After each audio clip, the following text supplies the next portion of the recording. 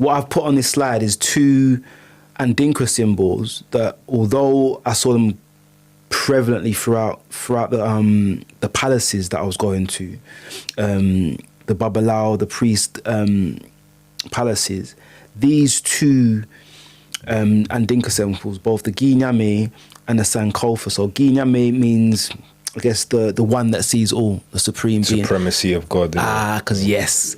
And then Sankofa in terms of reaching back for what's lost. How would you define Sankofa?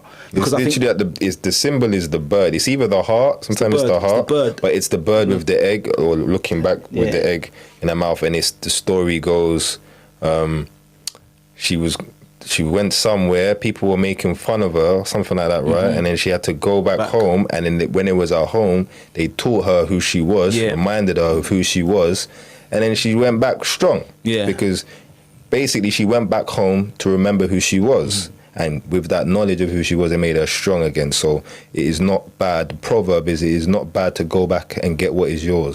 That's the proverb attached to it, because it's actually good if you go back and get knowledge of self. And the Sankofa bird, you'll see it replete throughout maroon communities in Jamaica. Like I'd seen it painted all over the place, and I understood that even as a child, it meant reaching back for what we had lost to ensure that we know where we're going. Over here. Yeah, no, we don't have that over here. We don't have that teachings at all.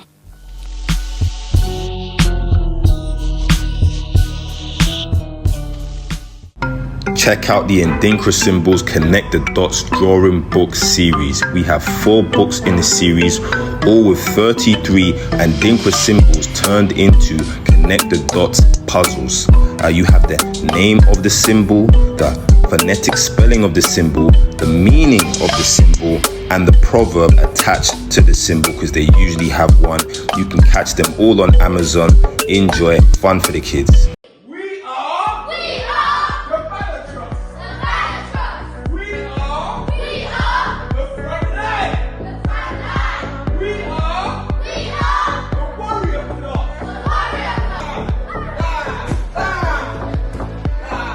Free.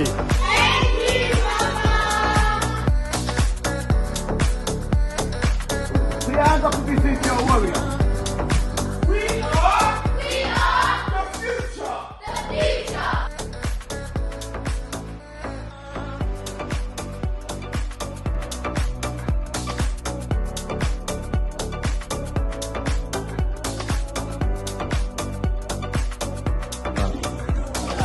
Who made that one? The star made that one.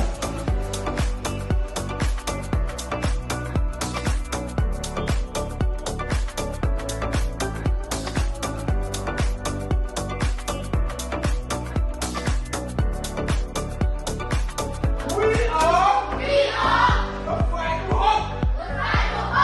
We are forever family.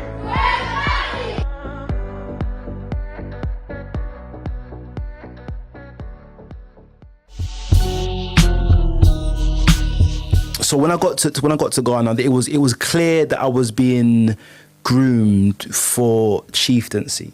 So the first maybe 6 days, I think it was, I spent 9 days actually. I spent 3 days in each of the Babalawo's palaces, and I think Babalawo is usually a term used in Nigeria. Baba means father, and Lawo translates as it relates to Babalawo, because I'm sure Lawo has its own separate meaning taken out of the kind of the full term.